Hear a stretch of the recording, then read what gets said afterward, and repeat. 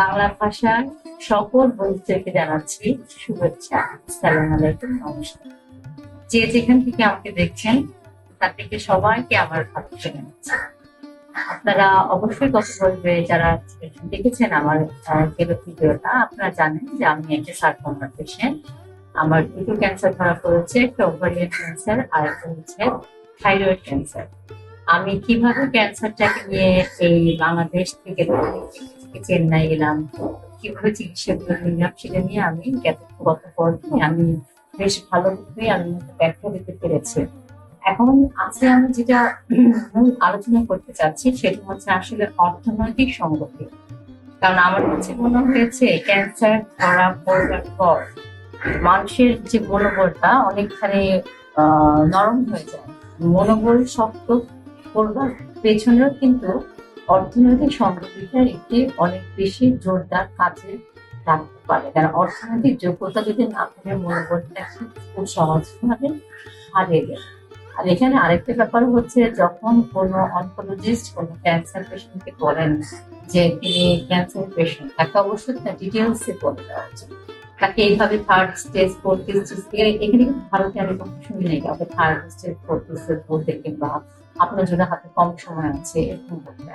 আমি সাধারণত একটা সিনেমাতে দেখেছি যে হাই ক্যান্সার হয়েছে, বাঁচবো না, মরে যাবো, ঢ্যান ঢ্যান ঢ্যান ঢ্যান ঢ্যান করে হয়ে যায়। আসলে জীবনটা এরকম ভাবে চলে যায়।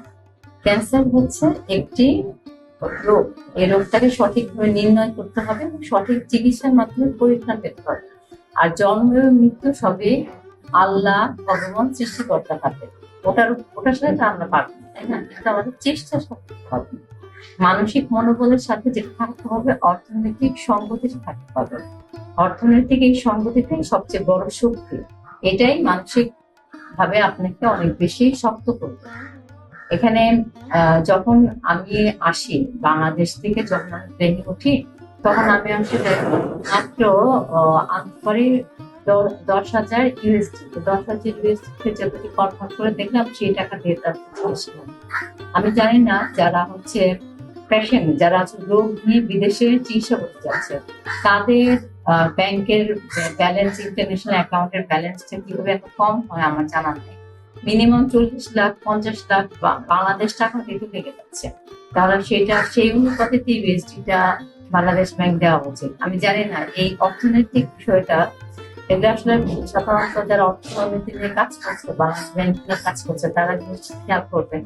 একজন টুরিস্ট যে টাকা নিয়ে যাচ্ছে বিদেশে, আমরা যদি একজন রোগী সেই একই টাকা দিয়ে বিদেশে যাওয়ার পাবে, এটাই খতিয়ে দেখা উচিত। আরেকটা বিষয় হচ্ছে দুইটা দেশের, বাংলাদেশ এবং ভারতের, যে সবাই যে বলছে আসলে সম্পর্কটা খুব ভালো নেই, ভিসা দিচ্ছে না, ব্যাপারটা একদম ভিসা দিচ্ছে।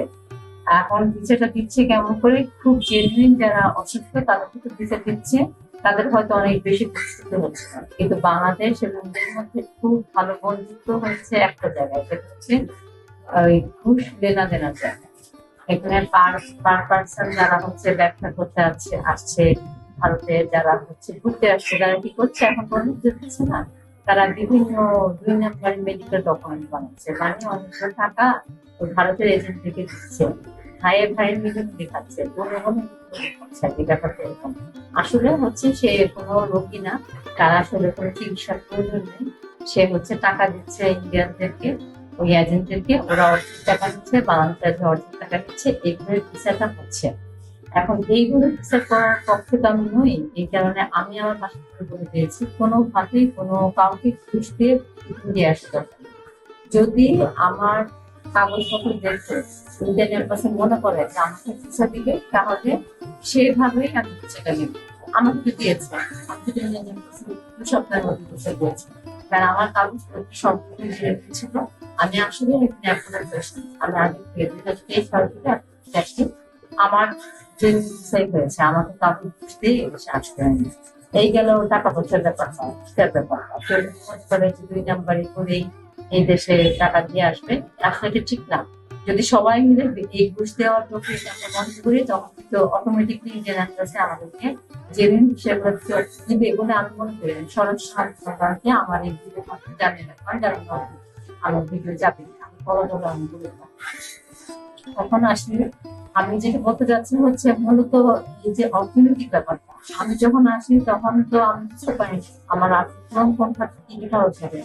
এখনো কিন্তু ইন্টারন্যাশনাল ফ্যাশন হিসাবে আমার সমস্ত চিকিৎসাগুলা শুরু হয়। প্রথমে ওরা অনেক ধরনের টেস্ট করে, সেখানে আমার 4 লাখ দেখলাম যে আইএনআর যেটা বলা হয় Indian rupee, 4 lakh Indian rupee আমার চলে গেছে শুধু বিভিন্ন রকম test, blood test, CT scan, অনেক ধরনের। এখানে আপনার ব্লাড টেস্ট, একটা দুটো ব্লাড টেস্ট না, বেশ 10-15টার মতো ব্লাড টেস্ট থেকে শুরু করে আরো অনেক টেস্ট, ইউরিন আরো অনেক কিছু। তার উপরে আবার বায়োপসি টেস্ট, বায়োপসি টেস্ট কিন্তু আমার অনেকগুলো হয়। বায়োপসি টেস্ট আমার কয়েকটা খরচ করে, গলায় করে। তারপরে হচ্ছে আমার পেটের ওভারিতে দেখার জন্য পেটের সাইড থেকে আমার বেশ লম্বা একটা অ্যামাউন্ট চলে গেছে। তো এই টেস্ট গুলো করতে আমার 4 লাখ চলে যায়। তারপরে একজন থেকে যখন আমাকে অপারেশন করবে না করবো, তখন আমি কিন্তু আমার একজন এক্সিকিউটিভের মাধ্যমে আমি চলে আসলাম চেন্নাই এমজিএম ক্যান্সার ইনস্টিটিউশনে। এখানে আপনার আমার খরচ হলো 13 লাখ আইএন। এটা হচ্ছে শুধু একদিনের অপারেশনের খরচ। খরচটা হচ্ছে আমি 7 দিন ভর্তি ছিলাম, 6টা রাত আর 7 দিন ভর্তি ছিলাম, আর সাথে এই 13 লাখ আইএন। তাহলে এটা যোগ করে নিন আপনি 4 লাখ সাথে কত গেল। আর এরপর হচ্ছে আমাকে 17-18 দিন অবজারভেশন থাকার পর আমার প্রথম কোড করানো হয় এখানে। কোডটা হচ্ছে কেমো কোড। এখানে চামড়ার মধ্যে দিয়ে বসিয়ে কেমো কোডটা বলে দেওয়া হয়। সাধারণত কেন করানো হয়, যার ভীষণ পাতলা, দেখেন ভীষণ পাতলা স্কিন। আইপি করে যদি 6-7টা করে রেখে যায়, কারণ আমার এখানে সমস্ত হাত নষ্ট হয়ে যায়, মানে এটা হাত থাকে। সেই জন্য ডাক্তার সুবিধা কুমার আমি করতেছি। প্রথম কেমো শুরু হয় আমার 12 সাইকেল, 3 দিনের একটা কেমো। সেটা হচ্ছে 3 দিন কেমো, একদিন আর একটা কোর্স অপারেশন। এখানে আবার 2.5 লাখ খরচ হয়ে যায়। যোগ করে নিন। সাথে আমার সেকেন্ড কেমো হয়েছে এখন পর্যন্ত। আমি এখানে এমজিএম ক্যান্সার ইনস্টিটিউশনে যে আমি অনেক অনুরোধ করলাম, কারণ আমি বাংলাদেশে যাচ্ছি, আমি যেতে একা এখান থেকে মেডিসিন কিনে বাংলাদেশে যে আবার এখানে কিভাবে ভারতী ক্যান্সার ইনস্টিটিউশন কিংবা মহাখালী যেখানে হোক না কেন আমাকে সব জায়গায় যেই কেমোটা দিতে হবে। আমি এই জন্য এখানে দিতে চাচ্ছি, যদি আমার বিজনেস মানে এক্সটেন্ড বাড়ানো যায়, সেটা নভেম্বর শেষ হয়ে যাবে 27 তারিখে। যদি আমি ডিসেম্বর ফেব্রুয়ারি পর্যন্ত ভিসা পেয়ে যাই, তাহলে আমি ডাক্তারকে বুঝিয়ে বললাম যে আমি কিন্তু তাহলে এখানে সমস্ত কেমো শেষ করে আমার 4টা কেমো শেষ করে পেট স্ক্যান করে সব চিকিৎসা শেষ করে এই কেমো করতে খুলে আমি প্রেগনেন্ট হতে যাচ্ছি। এটা হচ্ছে আমার plan। তখন এমজিএম ক্যান্সার ইনস্টিটিউশনে যারা ছিলেন ম্যানেজমেন্টে আমাকে সাহায্য করেছে, অনেক সাহায্য করেছে। মেয়েটা কাজ করে বাংলা জানে, আমি কথাটাও তো বুঝিয়ে দিলাম। দেখো প্রত্যেকটা কেমো দিতে আমাকে 1 লাখ দিতে হয়, পরে ওরা